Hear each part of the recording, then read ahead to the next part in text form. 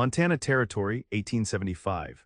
The eastern sky blushed with the first light of dawn, casting long shadows across the untamed wilderness of the Bitterroot Mountains.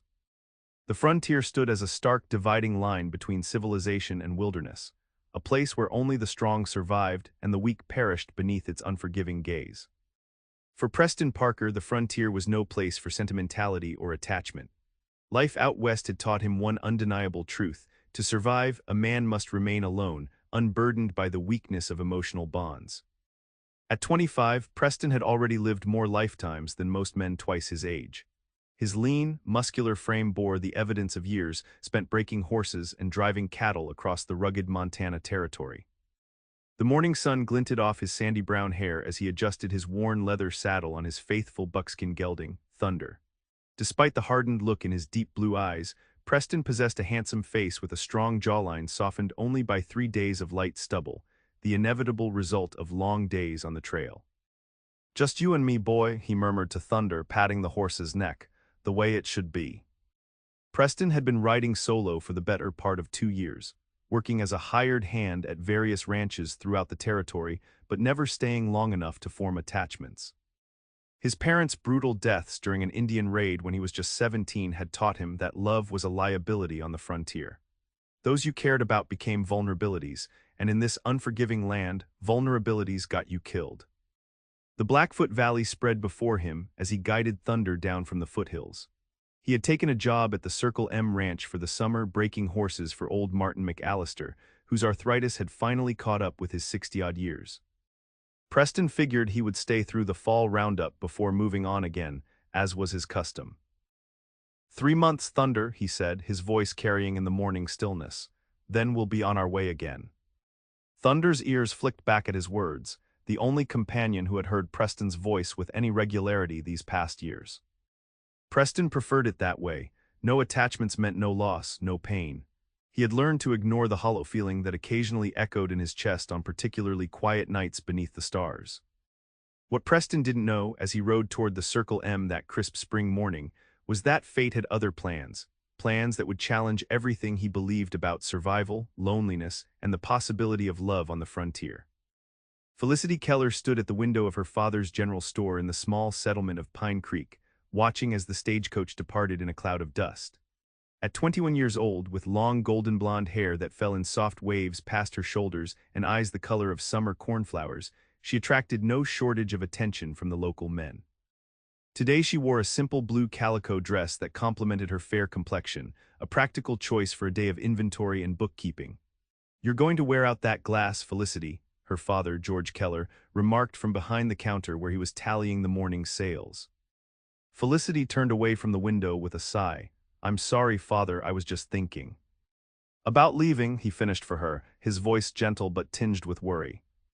"Pine Creek isn't Boston or New York, but it's our home." "I know," Felicity replied, moving to help her father with the ledger. "But sometimes I wonder if there's more to life than this store and this town." Since her mother's death from consumption 3 years prior, Felicity had taken over running the household and helping with the store. Her father depended on her, and she loved him dearly, but a restlessness had been growing inside her, a desire to see more of the world than this frontier settlement with its single muddy street and handful of buildings. "Your mother would be proud of you," George said, patting her hand. "Smart as a whip and twice as beautiful." Felicity smiled, though it didn't quite reach her eyes. She didn't have the heart to tell her father that she had been corresponding with her aunt in San Francisco, who had offered her a position teaching at a girls' school there. The letter accepting the position was already sealed in her desk drawer, waiting for the right moment to break the news. "The Henderson party will be leaving for Helena tomorrow," George mentioned casually. Margaret Henderson stopped by earlier to order supplies, said they could use another pair of hands, especially with the children. Felicity looked up sharply. "Father, are you suggesting I go with them?" George shrugged, avoiding her gaze. "Just thought you might enjoy the change of scenery. It's only for a week or two, and the Hendersons are good people." Felicity felt a surge of affection for her father. He knew her better than she realized.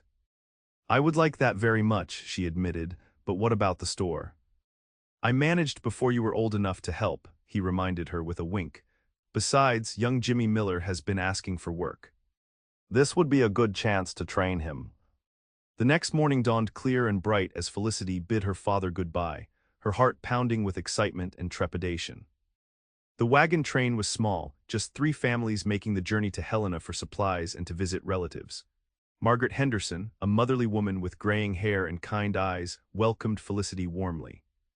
"We're so pleased to have you join us, dear," she said, helping Felicity stow her carpetbag in the wagon. "The children have been asking for Miss Felicity since they heard you might come." As the small caravan pulled away from Pine Creek, Felicity found herself seated between 8-year-old Sarah Henderson and her 6-year-old brother James, both peppering her with questions about the journey ahead. For the first time in years, Felicity felt the weight of responsibility lift from her shoulders. This trip was the first step toward the independence she craved, a taste of the wider world before she made the journey to San Francisco. What Felicity couldn't know was that fate had drawn her onto this path for reasons beyond her understanding, reasons that would lead her deep into the wilderness, and into the path of a man who believed he was better off alone. 3 days into their journey, disaster struck the Henderson party. A sudden spring storm swept down from the mountains, turning the trail into a quagmire of mud and causing the normally placid creek they were following to rise rapidly. In the confusion of seeking higher ground, the wagons became separated. Felicity found herself alone with young Sarah Henderson, their wagon stuck at an awkward angle on the hillside after the frightened horses had bolted. The rain fell in sheets, soaking through Felicity's woolen cloak and leaving her shivering as she tried to calm the terrified child. "We need to find shelter," Felicity decided, peering through the curtain of rain. "The others will be looking for us when the storm passes." Taking Sarah's hand, Felicity began to lead them toward a stand of pine trees visible on a nearby ridge. The going was treacherous, the ground slick with mud that clung to their boots and made each step a struggle. They had nearly reached the trees when Felicity's foot caught in a hidden root, sending her tumbling down the slope with a cry of pain. She landed hard against an outcropping of rocks, a sharp crack and burst of agony in her left ankle telling her immediately that something was very wrong. Sarah scrambled down after her, her small face pinched with fear. "Miss Felicity, are you hurt bad?" Gritting her teeth against the pain, Felicity tried to stand, only to collapse back against the rocks when her ankle refused to bear weight. "I think it might be broken," she admitted, trying to keep the fear from her voice for Sarah's sake. As the rain continued to pour, Felicity made a desperate decision. They needed to find shelter before nightfall or risk exposure in the increasingly cold weather. Using a fallen branch as a makeshift crutch, she began to hobble toward the trees with Sarah's help, each step sending spikes of pain up her leg. By the time they reached the pine forest, the light was fading, and Felicity was sweating despite the chill. They found partial shelter beneath a large pine with spreading branches, but as darkness fell, Felicity realized with growing dread that they were thoroughly lost. The wagon was no longer visible through the trees, and the landmarks she had noted were obscured by the storm and gathering darkness. "Are we going to die out here?" Sarah whispered, huddling against Felicity's side. "No, sweetheart," Felicity replied with more confidence than she felt. "Someone will find us in the morning, we just need to stay warm tonight." But as the temperature continued to drop, and the pain in her ankle grew more intense, Felicity found herself praying for a miracle. They were miles from Pine Creek, separated from the wagon train, with no food and only the clothes on their backs. If help didn't come soon, Sarah's question might have a different answer than the one Felicity had given. Preston Parker rode through the remnants of the storm, his slicker still dripping from the downpour that had finally moved east. He had been checking fence lines on the northern border of the Circle M when the storm hit, forcing him to take shelter in an abandoned line shack for the night. Now, with morning breaking clear and cold, he was eager to get back to the ranch and report the damaged sections he'd found. Thunder picked his way carefully through the mud-slickened trail, steam rising from his flanks in the cool morning air. Preston's thoughts were on hot coffee and dry clothes when a flicker of movement caught his attention from the pine forest to his left. Drawing rein, Preston narrowed his eyes, scanning the tree line. There it was again, something pale moving among the dark trunks, a lost calf perhaps or a deer. Either way, it warranted investigation. Changing direction, he nudged Thunder toward the trees. As he drew closer, the pale object resolved itself into something that stopped Preston cold in his saddle. Not an animal, but a child, a small girl in a once-white pinafore, now mudded and torn, waving frantically at him from the edge of the forest. "Help, please help us," the child called, her voice thin with fear and exhaustion. Preston urged Thunder forward, covering the distance quickly. The girl couldn't be more than 7 or 8, her face streaked with dirt and tears. "What are you doing out here alone, little one?" he asked, swinging down from the saddle. "Not alone," the girl replied, tugging at his hand. "Miss Felicity is hurt bad, we got lost in the storm." "Please, you have to help her." A grown woman and a child alone in the wilderness after that storm, Preston felt a knot of concern form in his stomach. He allowed the child to lead him into the trees, Thunder following obediently behind. They hadn't gone far when Preston saw her, a young woman propped against a pine trunk, her golden hair falling in damp tangles around a face pale with pain. Her blue dress was mudded and torn, and her left ankle was swollen to nearly twice its normal size, visible where she had rolled up her stocking to examine it. She looked up at their approach, relief and wariness battling in eyes as blue as a summer sky. For a moment Preston found himself frozen, struck by both her beauty and the vulnerable strength in her gaze. "Thank God," she breathed, her voice strained but steady.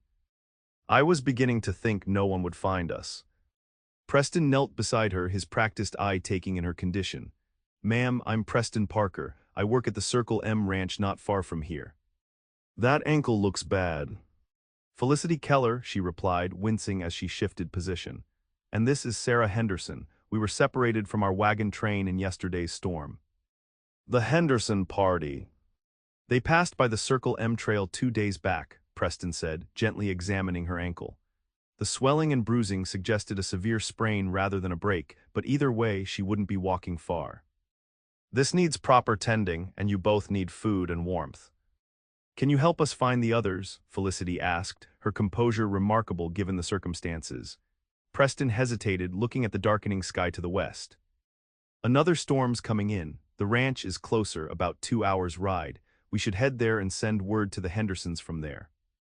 He saw uncertainty flicker across her face, the natural caution of a proper woman faced with trusting a stranger. Then little Sarah spoke up. "Miss Felicity, I'm awful hungry," the child admitted in a small voice. That settled it. Felicity nodded her agreement, and Preston set about fashioning a makeshift splint for her ankle using strips torn from his spare bandana and straight branches. "This will keep it stable, but it's going to hurt something fierce when I put you on the horse," he warned. "I'm stronger than I look, Mr. Parker," she replied with a hint of pride that surprised him. Preston found himself believing her. With careful movements, he lifted her in his arms, surprised by how light she felt despite the substantial fabric of her dress. She bit her lip but made no sound as he settled her in the saddle. He lifted Sarah up behind her, then took Thunder's reins and began to lead them out of the forest. As they emerged into the clearing, Felicity tilted her face to the sun, eyes closed momentarily in relief. Preston found himself studying her profile, the straight nose, the determined set of her jaw. She was unlike any woman he'd encountered in his travels, displaying a courage that spoke of inner strength rather than reckless bravado. "Thank you," she said suddenly, opening her eyes to find him watching her, "for finding us." Preston quickly looked away, unaccustomed to the strange feeling stirring in his chest. "Just happened to be riding by," he replied gruffly. "Anyone would have done the same." But as they began the long journey to the Circle M ranch, Preston couldn't shake the feeling that this chance encounter had already begun to shift something fundamental within him, something he had long believed immovable. The journey to the Circle M proved more arduous than Preston had anticipated. The storm had washed out sections of the trail, forcing them to take a longer route through unfamiliar terrain. Felicity's ankle throbbed mercilessly with each of Thunder's steps, but she kept her pain hidden behind tightly pressed lips, unwilling to slow their progress. "Tell me about the wagon train," Preston said after they had been traveling for nearly an hour, his voice breaking the silence. "How many were with you?" Grateful for the distraction, Felicity explained about the 3 families journeying to Helena. Mr. Henderson was taking his family to visit his brother. The Millers and Clarks were going for supplies. She hesitated, "I was just along for the journey."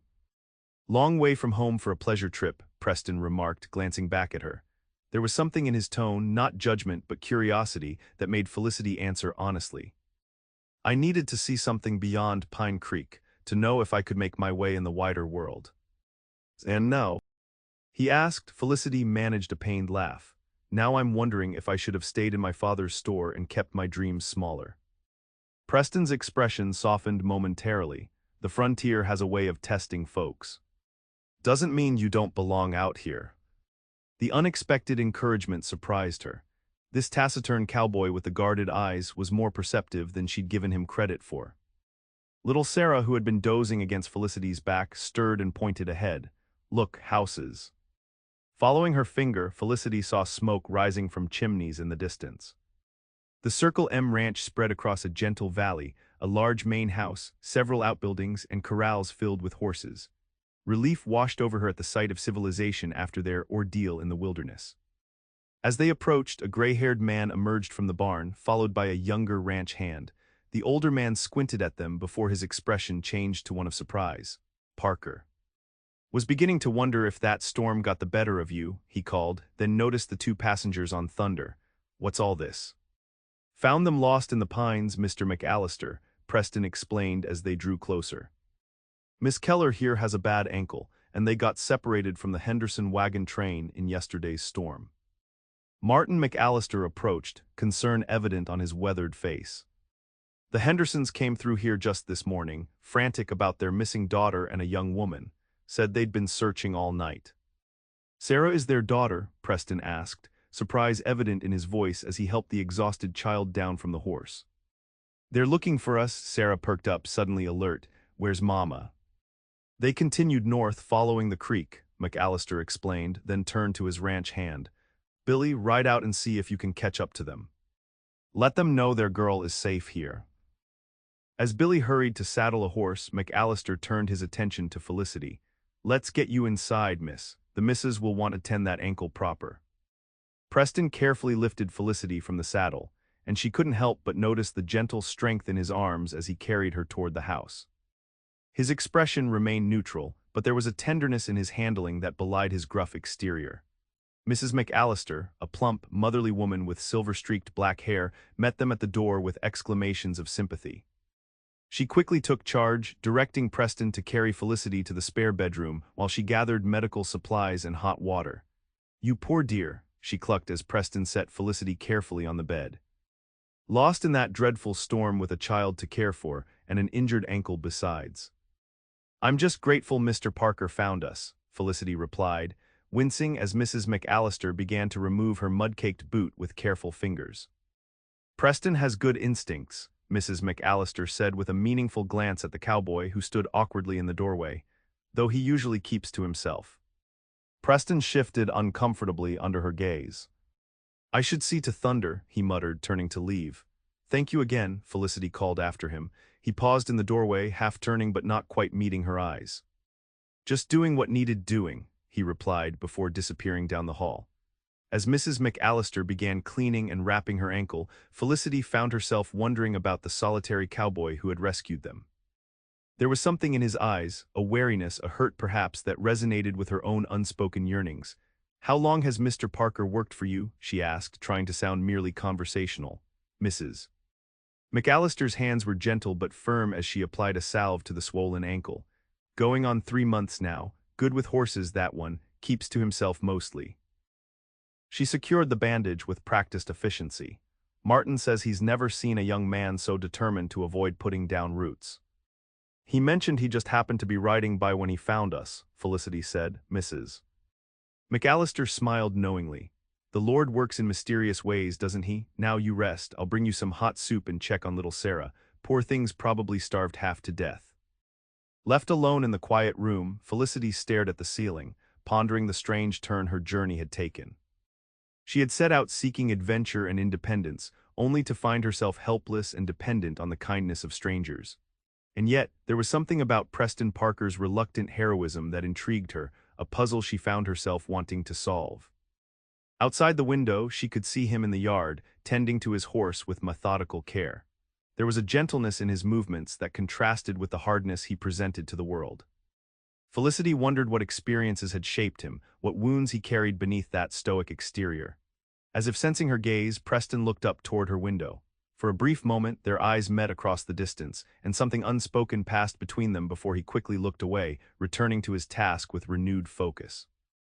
Felicity settled back against the pillows, a strange certainty forming in her mind. Their paths had crossed for a reason, and somehow she knew this was only the beginning. The Hendersons arrived at the Circle M just before sunset. their relief at finding Sarah safe quickly giving way to effusive gratitude toward both Preston and Felicity. Margaret Henderson embraced her daughter tightly, tears streaming down her weathered cheeks. "We thought we'd lost you both," she sobbed, reaching out to clasp Felicity's hand. "When the wagon overturned and you weren't anywhere to be found." "Felicity kept me safe, Mama," Sarah declared proudly, and then Mr.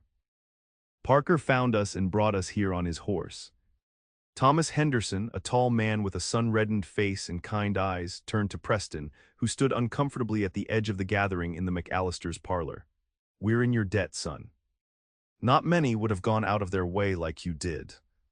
Preston shifted his weight, clearly uneasy with the attention. "Just happened to be in the right place," he mumbled. Martin McAllister clapped him on the shoulder. "Don't let his modesty fool you. Parker here rode through that storm checking fence lines when most men would have holed up somewhere dry." The conversation turned to plans for the next day. The Hendersons would continue their journey to Helena once their wagon was repaired, but Felicity's ankle presented a problem. "You'll need at least 2 weeks of rest before you should put weight on that ankle," Mrs. McAllister said firmly.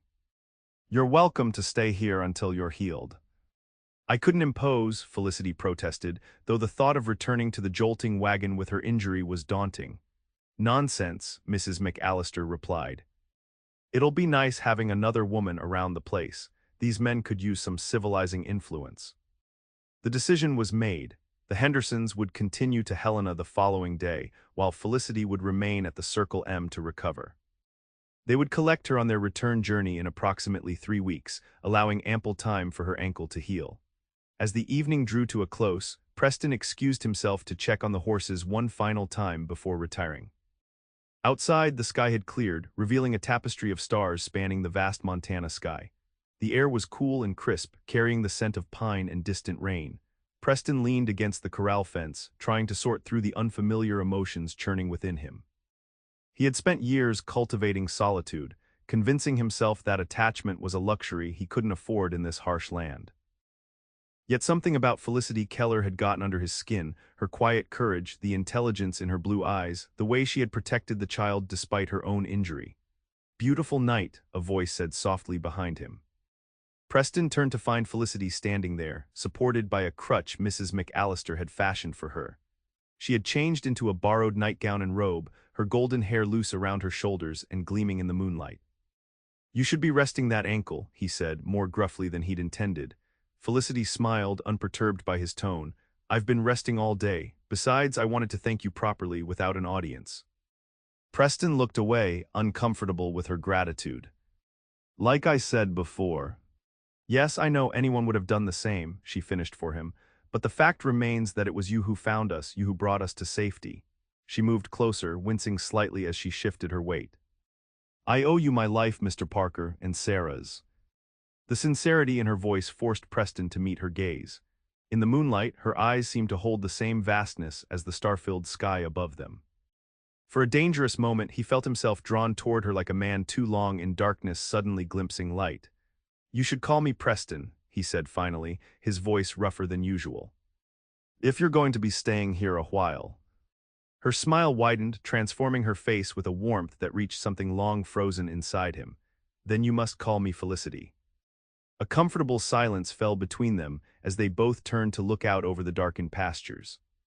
Somewhere in the distance, a coyote called to the moon, its lonely cry echoing across the valley.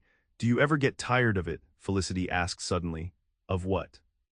"The solitude, Mrs. McAllister mentioned you keep to yourself." Her question held no judgment, only genuine curiosity. Preston considered her words, surprised by his own willingness to answer honestly.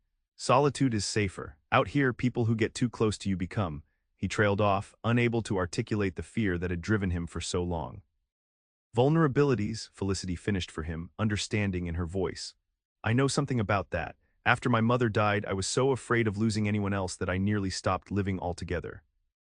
Preston looked at her sharply, struck by how accurately she had named his unspoken truth. "What changed?" Felicity's gaze remained on the distant mountains, silvered by moonlight. "I realized that never loving anyone doesn't protect you from loss, it just guarantees it." She turned to him with a small smile. "But perhaps that's too philosophical for a night this beautiful." Before Preston could respond, she winced as she shifted her weight awkwardly on the crutch. Instinctively, he moved to steady her, his hand catching her elbow. The contact sent an unexpected jolt through him, awareness of her proximity suddenly acute. "You really should be resting," he said, his voice softer now. Felicity nodded but made no immediate move to return inside. "Will you be around tomorrow? Mrs. McAllister mentioned you're often away checking the herd." The question caught Preston off guard. No one typically noticed or cared about his comings and goings. "I'll be breaking horses in the South Corral most of the day," he found himself saying. "You could watch from the porch if you wanted. It has a good view." "I'd like that," she replied, her expression brightening. "Good night, Preston." As he watched her make her way carefully back to the house, Preston was struck by the strange sense that something fundamental had shifted in his carefully ordered existence. For the first time in years, he felt the defensive walls he'd built beginning to crack, and even stranger, he wasn't entirely certain he wanted to repair them. The next 2 weeks brought an unexpected rhythm to life at the Circle M Ranch. Each morning, Preston would take his breakfast early, exchanging a few words with Felicity before heading out to his duties. By mid-morning, she would make her way to the porch, where Mrs. McAllister had arranged a comfortable chair with a view of the corrals. There, she would watch as Preston worked with the young horses, his movements fluid and confident as he guided them through the breaking process. For Felicity, these observation sessions became the highlight of her days. She marveled at Preston's patience with the spirited animals, the way he spoke to them in low, soothing tones when they grew frightened, and the gentle firmness with which he established boundaries. It was a side of him that few seemed to notice, this capacity for gentle guidance beneath his taciturn exterior. On the 10th day of her stay, as Preston finished with a particularly stubborn bay colt, Felicity called out to him from her perch on the porch. "You're remarkably good with them," she observed as he approached, wiping sweat from his brow with a bandana. "Even that difficult one." Preston glanced back at the colt, now calmly accepting a saddle. "He's not difficult, just scared. Been treated rough before he came here." He settled on the porch step below her chair, accepting the glass of water she offered from the pitcher Mrs. McAllister had left. "Animals are straightforward. They don't hide their intentions or pretend to be something they're not." "Unlike people," Felicity suggested gently. Preston took a long drink before answering. "People are complicated. They say one thing and mean another. They make promises they don't keep." "Some people," Felicity corrected, "not everyone is false." His blue eyes studied her with an intensity that might have made her uncomfortable from another man, but from Preston felt like genuine consideration. "No," he agreed finally, "not everyone." A comfortable silence fell between them, broken only by the distant sounds of ranch work and the gentle creaking of Felicity's rocking chair. Her ankle had improved considerably under Mrs. McAllister's care, though she still used the crutch for longer walks. "Tell me about your family," Preston said suddenly, surprising them both with the personal question. Felicity smiled, pleased by this sign of his growing comfort with her. "There's just my father now. He runs the general store in Pine Creek. My mother passed 3 years ago, consumption." The familiar pang accompanied the words, though time had dulled its sharpness. "What about yours?" Preston's expression closed slightly but not entirely, a testament to how much had changed between them. "Lost them when I was 17. Blackfoot raid on our homestead in the Gallatin Valley." "I'm so sorry," Felicity said softly, resisting the urge to touch his shoulder in comfort. "It was a long time ago," he replied, though the tightness around his eyes suggested the wound remained fresher than his words implied. "Is that why you prefer to be alone?" she asked, the question gentle but direct. Preston looked out toward the distant mountains, considering. "After they died, I learned that caring for people is a liability out here. The frontier doesn't forgive weakness or sentiment." "And yet you stopped to help a woman and child stranded in the wilderness," Felicity pointed out. "That seems at odds with your philosophy." A faint smile touched his lips. "Maybe I'm not as consistent as I thought." The dinner bell rang from the main house, saving him from further introspection. Preston stood, brushing dust from his trousers before offering Felicity his arm to help her navigate the porch steps. "You never told me why you were traveling with the Hendersons," he said as they walked slowly toward the house. "You mentioned wanting to see beyond Pine Creek, but there seemed to be more to it." Felicity hesitated, then decided on honesty. "I've accepted a position teaching at a school in San Francisco. I was going to break the news to my father when I returned from Helena. Preston's step faltered slightly. San Francisco. That's a long way from Montana territory. Yes, she agreed, studying his reaction. It's an opportunity I've dreamed of for years, a chance to build a life of my own making. Your father will miss you, Preston said carefully, his expression unreadable. He will, Felicity acknowledged, but he understands my need to find my own path, at least I hope he will. They had reached the house, and Preston held the door for her with unexpected gallantry. As she passed him, their eyes met briefly, and Felicity found herself wishing she could read the thoughts behind his guarded gaze. Something was changing between them, a tentative trust taking root where wariness had once prevailed. That evening, as Felicity prepared for bed, she found herself standing at her window, gazing out at the star-filled sky. In the distance, she could make out Preston's solitary figure by the corrals, his habit of checking the horses one final time before retiring, one of the many small details she had come to know about him. With a start, Felicity realized that her thoughts had been turning to Preston with increasing frequency. His quiet strength, his unexpected gentleness with the horses, the rare smiles that transformed his serious face, all had begun to occupy her mind in ways that complicated her carefully laid plans. San Francisco and the teaching position suddenly seemed distant and abstract compared to the immediate reality of the Circle M and the enigmatic cowboy who had rescued her. This is foolishness, she whispered to herself, drawing the curtain closed. In a week, the Hendersons will return and I'll go back to Pine Creek. Preston Parker will remain here and our paths will likely never cross again. Yet as she slipped beneath the quilts, Felicity couldn't quite silence the small voice wondering if the frontier had brought them together for a purpose neither had anticipated, and what it might mean for the future she had so carefully planned. The following morning brought a dramatic change to the peaceful routine that had developed at the Circle M. Felicity awoke to the sound of raised voices and hurried footsteps in the yard.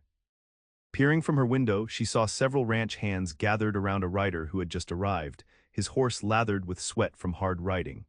Dressing quickly, she made her way downstairs to find Mrs. McAllister in the kitchen, her normally cheerful face tight with concern. "What's happening?" Felicity asked, adjusting her crutch beneath her arm. "Trouble," the older woman replied, filling a pot with coffee grounds with hands that trembled slightly. "Billy rode in from town with news. A gang of outlaws hit the bank in Bozeman yesterday, killed the clerk and wounded the sheriff." Felicity's hand flew to her mouth. How terrible, but why is everyone so concerned here? Mrs. McAllister glanced toward the window where her husband could be seen in deep conversation with the ranch hands. "Word is they're headed this way. The Regan gang has been terrorizing ranches across 3 territories. They steal horses, burn buildings, and," she hesitated, looking at Felicity with motherly concern, "they're not known for their gentlemanly behavior toward women." A cold knot of fear formed in Felicity's stomach. "What will we do?" "Martin's organizing the men now. Some will take the best horses into the high country to hide them, others will stay to defend the ranch." Mrs. McAllister squared her shoulders with frontier practicality. "We've weathered Indian raids and rustlers before. We'll get through this too." The kitchen door opened and Preston entered, his expression grim as he nodded to both women. "Mrs. McAllister, Martin asked me to tell you to pack essentials. He wants you and Miss Keller to be ready to leave for town if things get worse." "Nonsense," the older woman replied firmly. "I've never abandoned my home in 30 years of frontier life, and I don't intend to start now." Preston's jaw tightened. "This gang is different from rustlers you've faced before. They're killers." "All the more reason I'm staying to help defend what's ours," Mrs. McAllister insisted, her tone brooking no argument. Recognizing defeat, Preston turned to Felicity. "You should go to town with Billy. Your ankle's not fully healed and—" "I'm staying," Felicity interrupted, surprising herself with the certainty in her voice. "I may be injured, but I'm not helpless. I can load rifles, tend wounds, or whatever else is needed." Preston stared at her for a long moment, conflict evident in his eyes. "This isn't your fight." "You made it my fight when you brought me here," she replied steadily. "These people have cared for me like family. I won't abandon them now."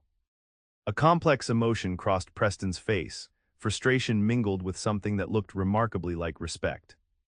Before he could respond, Martin McAllister entered the kitchen, his weathered face set in determined lines. "Parker, I need you to take Thunder and 3 of our fastest horses up to Blackwater Canyon." There's a hidden meadow there where they'll be safe. Take enough supplies for 3 days. Preston nodded, though his eyes remained on Felicity. What about the women? Judith refuses to leave, and it seems Miss Keller is of the same mind, Martin replied with a resigned shake of his head. Stubborn as mules, the both of them, we'll barricade the house and hope the gang passes us by. Or we make the price of attacking too high, Preston suggested grimly. Exactly, Martin turned to his wife. Judith, break out my father's old Sharps rifle from the trunk, and we'll need to inventory our ammunition. As the ranch erupted into organized activity, Felicity found herself helping Mrs. McAllister prepare food and medical supplies. Through the window, she watched Preston loading provisions onto Thunder, his movements efficient but tense. When he had finished, he hesitated, then turned toward the house. Moments later, he appeared in the kitchen doorway. I'm leaving now, he announced, his eyes finding Felicity. Should be back by tomorrow evening. Mrs. McAllister excused herself with transparent obviousness, leaving them alone in the kitchen. Preston took a step closer to Felicity, his expression uncharacteristically uncertain. Be careful, he said, his voice low and intense. These men. They're not like ordinary thieves. If they come before I'm back, stay hidden. The concern in his voice touched her deeply. I'll be careful, she promised, but you're the one riding out alone. Please be safe. Preston nodded, then reached into his pocket and withdrew a small pistol. Take this. It's loaded and ready. Do you know how to use it? Felicity accepted the weapon, its weight unfamiliar in her hand. My father taught me the basics after my mother died. He worried about me being alone in the store sometimes. Good, keep it with you. Preston hesitated, then added in a rush, I'll be back as quick as I can. I won't leave you unprotected. The words hung between them, weighted with meaning that transcended the immediate danger. On impulse, Felicity reached out and touched his arm, feeling the muscle tense beneath her fingers. I know you'll come back, she said softly. For a breathtaking moment, Preston covered her hand with his own, rough calluses gentle against her skin. Then, with visible effort, he stepped back, settling his hat firmly on his head. Tomorrow evening, he repeated, and then he was gone, the kitchen suddenly emptier for his absence. Felicity watched from the window as he rode out, Thunder's powerful stride carrying him swiftly toward the distant mountains. Only when he had disappeared from view did she realize she was clutching the small pistol against her heart, as if it represented a promise rather than a means of protection. The day passed in tense preparation. Martin positioned his men strategically around the ranch, reinforced doors and windows, and established a watch rotation. By nightfall, the Circle M resembled an armed camp more than a working ranch, with only the essential livestock kept in the nearby corrals and barns. As darkness fell, Felicity sat with Mrs. McAllister in the parlor, mending shirts by lamplight, a mundane activity that somehow kept panic at bay. Outside, the night was unnaturally quiet, as if the very land were holding its breath in anticipation of violence. He'll be all right, you know, Mrs. McAllister said suddenly, breaking the silence. Preston knows those mountains better than most men who have lived here their whole lives. Felicity looked up, startled by the older woman's perceptiveness. I'm concerned for everyone, she said carefully. Mrs. McAllister's knowing smile suggested she wasn't fooled. Of course you are, dear, but I've seen how you look at him, and more tellingly, how he looks at you when he thinks no one's watching. Heat rose in Felicity's cheeks. We've barely known each other 2 weeks. Some connections don't require years to form, Mrs. McAllister replied sagely. Out here on the frontier, life is uncertain enough that people learn to recognize what matters quickly. Felicity set aside her mending, considering the older woman's words. Even if there were something between us, I'm leaving for San Francisco when the Hendersons return. Are you, Mrs. McAllister asked simply, returning to her own mending? The question lingered in Felicity's mind as she retired to her room later that night. The small pistol Preston had given her placed carefully on the nightstand within reach. Through her window, she could see the moon rising over the mountains where Preston was keeping vigil over the Circle M's prized horses.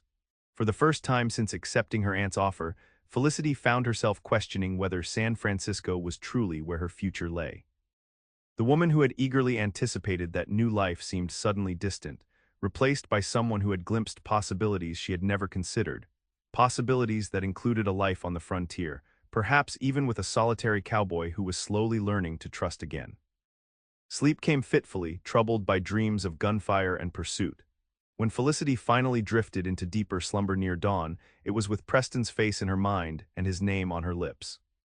The attack came the following afternoon, heralded by a shout from one of the lookouts posted on the ridge above the ranch. Felicity, who had been helping in the kitchen, felt her heart lurch at the cry of alarm. Riders coming.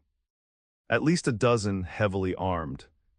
Martin McAllister burst into the kitchen, rifle in hand. "Get to the root cellar, both of you," he ordered, his expression leaving no room for argument. "There's a trapdoor beneath the shelves that leads to a tunnel. If things go badly, follow it to the creek." Mrs. McAllister moved with surprising speed for a woman of her years, gathering a prepared bag of essentials. "Come, Felicity." "Quickly now." Outside, the sounds of preparation intensified, men calling to each other, the metallic clicks of weapons being readied. Felicity hesitated at the kitchen door, looking back toward the mountains where Preston had disappeared the previous day. He was due back by evening, still hours away, and riding straight into danger if he returned now. "He'll see the smoke and stay clear, Mrs. McAllister said, correctly interpreting her concern. "Preston's too smart to ride blindly into trouble." Felicity nodded, though doubt gnawed at her. The Preston she had come to know would not abandon people he cared about, regardless of the danger to himself. In the root cellar, Mrs. McAllister lit a small lantern, casting eerie shadows across the earthen walls lined with preserved foods. She moved several shelves to reveal a trapdoor set into the floor, just as her husband had described. "Martin's grandfather dug this during the Blackfoot troubles of '43, she explained, checking that the door opened freely. "It comes out in a stand of willows by the creek, well hidden from view." Felicity clutched Preston's pistol, its weight both reassuring and terrifying. Above them, the first sounds of confrontation reached their ears, shouted demands, Martin's steady refusal, followed by the first crack of gunfire. Mrs. McAllister's face paled, but her voice remained steady as she recited a quiet prayer. Felicity joined her, adding her own silent plea for the safety of the ranch hands, and for Preston wherever he might be. The gunfire intensified, accompanied by the sound of breaking glass and splintering wood. The outlaws had clearly decided to take by force what would not be surrendered willingly. Felicity flinched at a particularly loud crash that seemed to come from directly overhead. "They're in the house, Mrs. McAllister whispered, her hand finding Felicity's in the dim light. For what seemed an eternity, they huddled in the root cellar, listening to the sounds of destruction above. Then came heavy footsteps on the kitchen floor, followed by the ominous creak of the cellar door. "Check down there," a rough voice commanded. "McAllister's wife must be around somewhere." Felicity raised the pistol with trembling hands, aiming at the stairs as Mrs. McAllister positioned herself behind the shelves near the trapdoor. A pair of muddy boots appeared at the top of the steps, followed by worn denim and finally the leering face of a bearded man with a scar running from temple to jaw. "Well, well," he drawled, spotting Felicity. "What have we here?" "A pretty little." The rest of his sentence was cut short by a deafening explosion from outside, followed by shouts of alarm and the thunder of hooves. The outlaw cursed, looking back toward the commotion before returning his attention to Felicity with a wolfish grin. "Sounds like my boys found some entertainment. Now, why don't you put that little toy down before you hurt yourself, sweetheart?" Felicity's finger tightened on the trigger, Preston's instructions echoing in her mind. The outlaw took another step down, his confidence suggesting he didn't believe she would shoot. "Last chance," he said, his hand moving toward the gun at his hip. The decision was taken from her by another tremendous crash from above, followed by the outlaw being yanked backward with a startled cry. There was a sickening thud, then silence. "Felicity, Mrs. McAllister," Preston's voice called down urgently. "Are you down there?" Relief flooded through Felicity as Preston appeared at the top of the stairs, his face streaked with soot and blood trickling from a cut above his eye. Behind him, she caught a glimpse of the outlaw sprawled unconsciously on the kitchen floor. "We're here," she called back, lowering the pistol with hands that suddenly felt weak. "We're unharmed." Preston descended the stairs quickly, his eyes sweeping over both women before settling on Felicity with an intensity that took her breath away. For a moment, it seemed he might embrace her, but instead, he gestured toward the stairs. "We need to move fast," he said urgently. "I set fire to the barn as a distraction, but the gang's regrouping. Martin and the boys are holding them off from the bunkhouse, but we need to get you both to safety." "The tunnel, Mrs. McAllister said, pointing to the trapdoor. Preston nodded. "Perfect. I'll lead you, follow Mrs. McAllister between us." He glanced at the pistol still in Felicity's hand. "Keep that ready just in case." The tunnel was narrow and low, forcing them to proceed in a crouch through damp earth that smelled of mineral-rich soil and decay. Felicity's ankle protested the awkward movement, but fear and determination kept her moving forward. Ahead, Preston moved with quiet confidence, one hand holding a small lantern, the other gripping his revolver. After what seemed an eternity of claustrophobic darkness, they reached the tunnel's end. Preston extinguished the lantern and carefully pushed open a weathered trapdoor concealed beneath a tangle of willow roots. Daylight filtered through the branches as he helped first Mrs. McAllister and then Felicity emerge into a small clearing beside the creek. From their position, the Circle M was partially visible through the trees. Smoke billowed from the burning barn, and sporadic gunfire continued around the main house and bunkhouse. Preston's face was grim as he surveyed the scene. "We need to reach the ridge," he said, pointing to a wooded slope to their east. "I left Thunder and the other horses there before coming back." "Martin, Mrs. McAllister asked, her composure finally cracking as she watched her home under siege. "He was alive when I last saw him," Preston assured her, "fighting like a man half his age. He ordered me to find you both when he realized the house had been breached." They made their way carefully along the creek bank, using the willow thickets for cover. Felicity's ankle throbbed mercilessly, but she bit back any sound of pain, determined not to slow their escape. Preston seemed to sense her difficulty nonetheless, slowing his pace and occasionally offering his arm for support on particularly rough terrain. As they neared the base of the ridge, a shout from behind indicated they had been spotted. Preston turned, pushing both women ahead of him. "Run," he commanded, raising his rifle toward the two outlaws emerging from the trees behind them. Felicity grabbed Mrs. McAllister's hand, pulling her toward the ridge as Preston's rifle cracked once, twice. She didn't look back until they had reached the first stand of pines, then turned to see Preston backing toward them, exchanging fire with the pursuers. One outlaw lay motionless on the ground, but the other had taken cover behind a fallen log and was returning fire with dangerous accuracy. As Preston reached the trees, a bullet splintered bark inches from his head. "Keep going," he urged, reloading quickly. "The horses are just over the ridge. I'll hold them here." "We're not leaving you," Felicity declared, the borrowed pistol steady in her hand now. Preston's eyes met hers, a complex mix of emotions crossing his face before he nodded tersely. "Stay behind cover. When I give the signal, both of you make for the ridge top. I'll be right behind you." "Mrs. McAllister had recovered her composure, her frontier experience evident in her calm acceptance of the danger. "We'll be ready," she assured him. For several tense minutes, Preston exchanged fire with the remaining outlaw, neither gaining advantage. Then from the direction of the ranch came the sound of multiple horses approaching rapidly. "More of them coming," Preston muttered, his expression darkening. "Now, go." Felicity and Mrs. McAllister broke from cover, scrambling up the steep slope as quickly as possible. Behind them, Preston fired several rapid shots to provide covering fire before following. Felicity's ankle gave way halfway up, sending her sprawling on the rocky ground.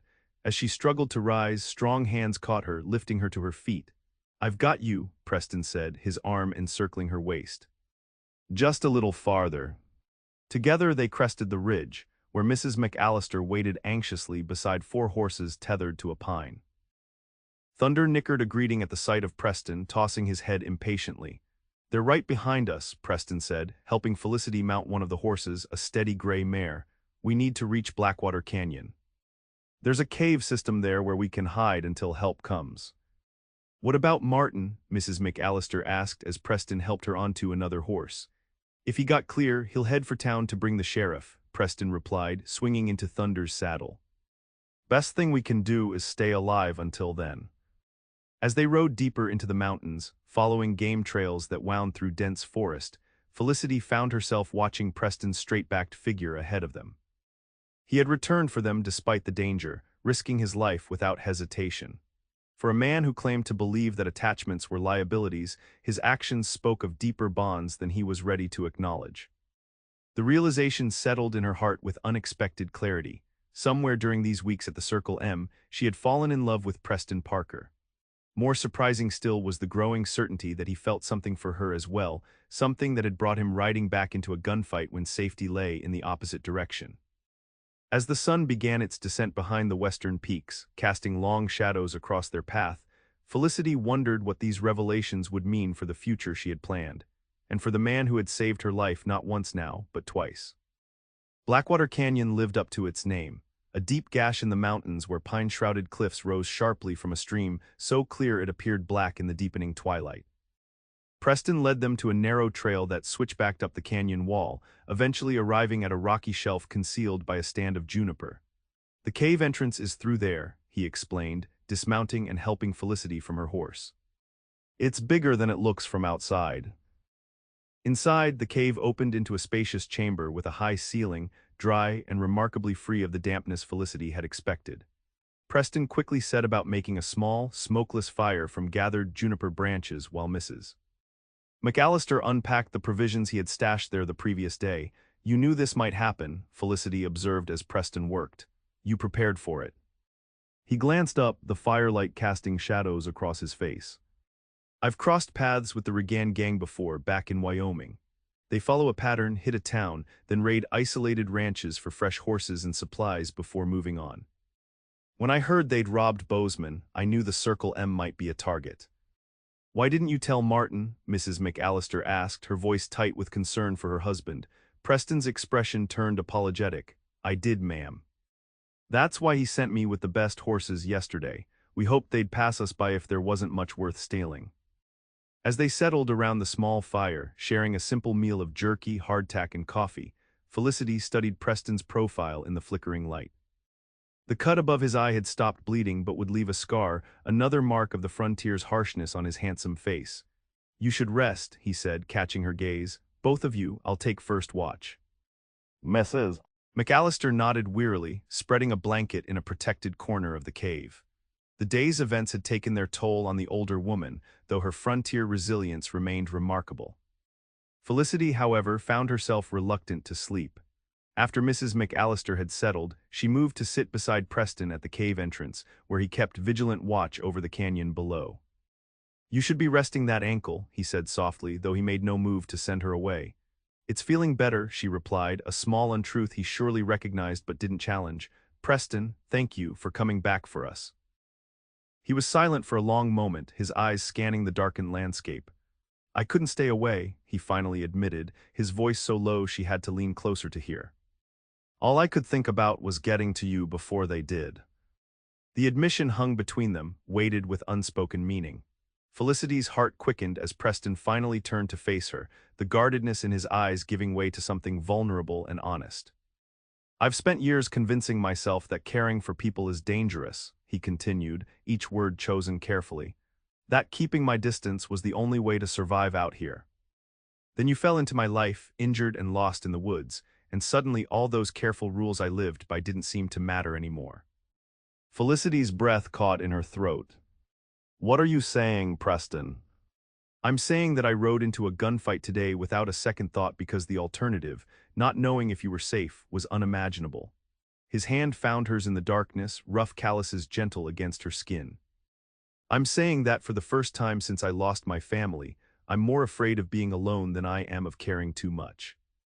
The simplicity of his confession, delivered without flourish or practiced charm, touched Felicity more deeply than any poetic declaration could have. This was a man who spoke truth sparingly but meant every word. "I was supposed to leave for San Francisco," she whispered, looking down at their joined hands.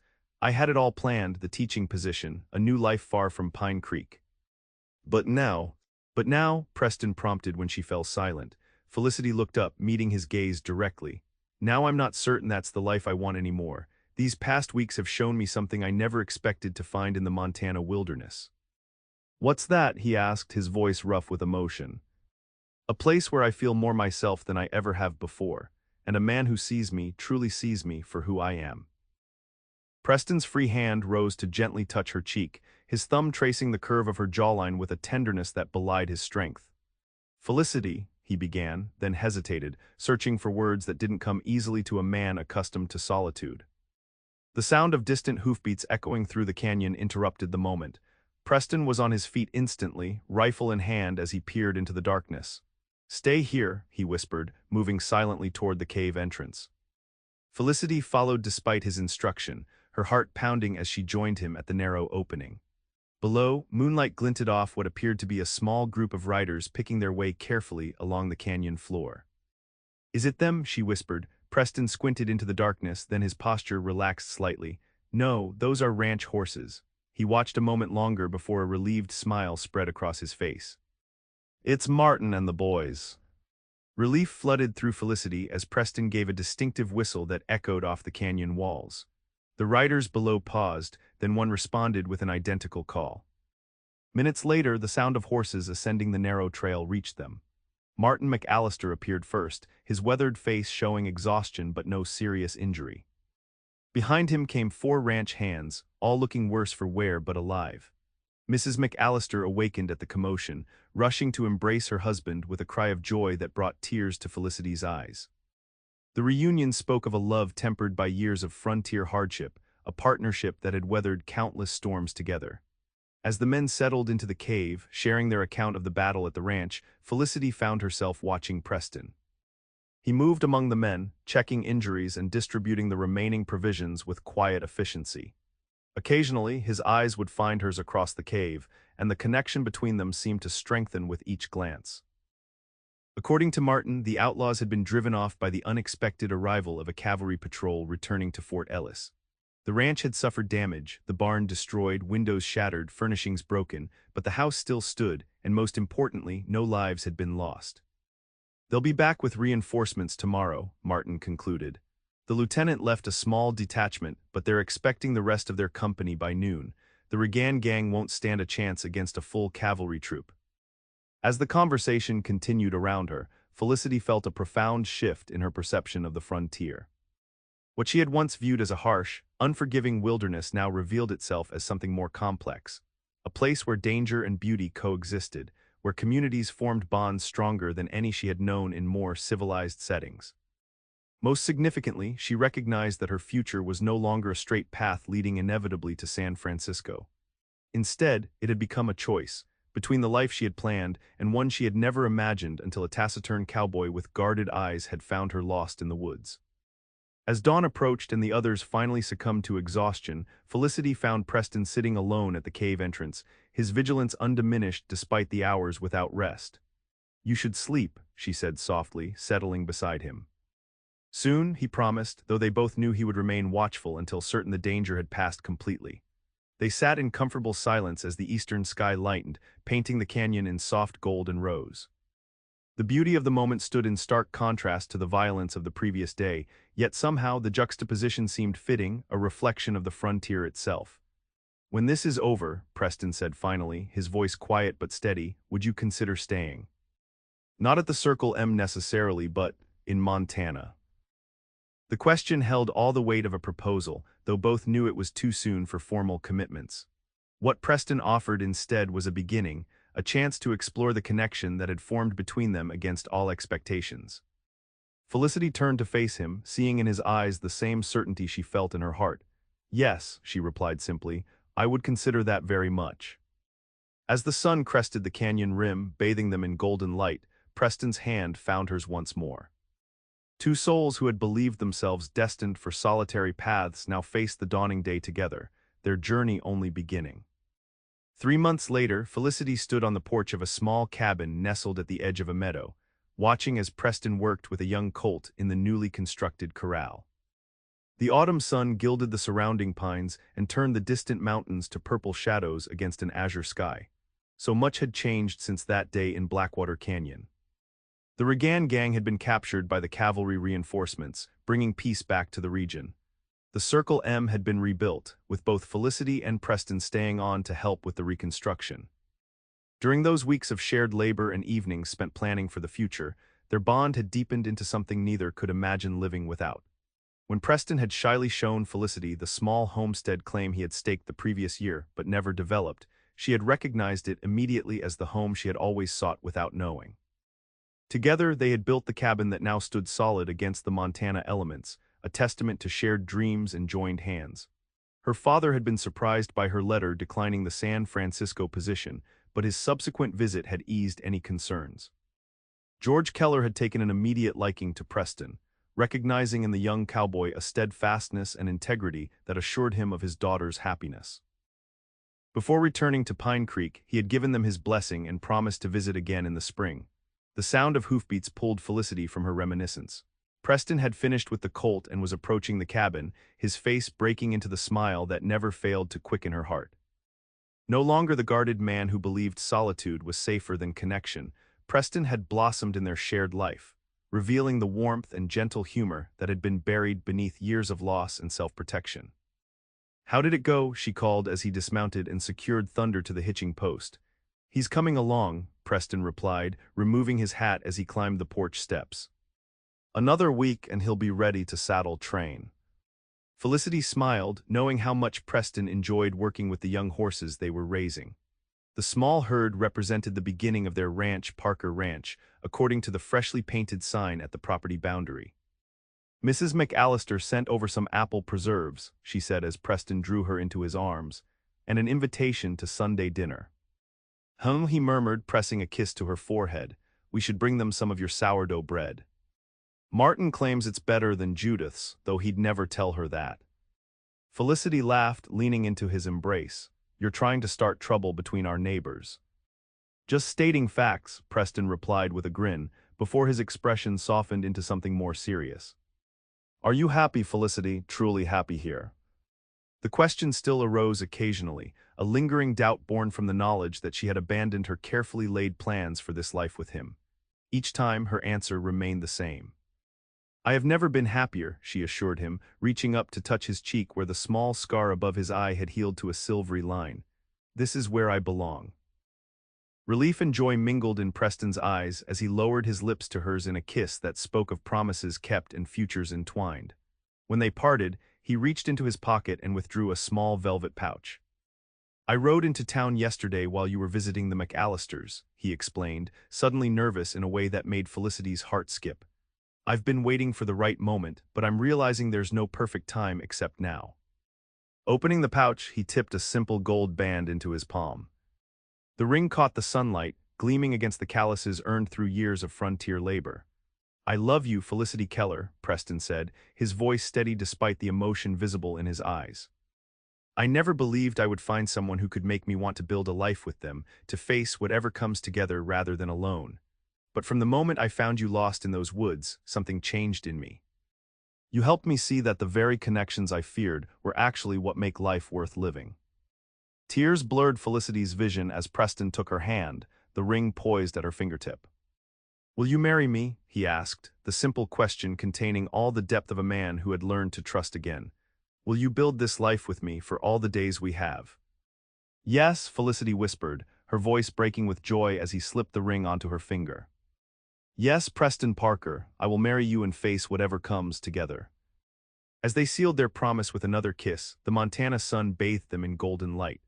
Beyond the cabin, the mountains stood as silent witnesses to a love born of unlikely circumstances, a cowboy who believed in solitude and a woman seeking independence, who had found in each other something stronger and more enduring than either had imagined possible. Their journey had begun with a chance encounter in the wilderness, a moment when fate had brought together two souls who were lost in different ways. Now, as the autumn wind whispered through the pines surrounding their homestead, Preston and Felicity faced the future hand in hand, their bond growing stronger with each step they took together on the frontier they both now called home.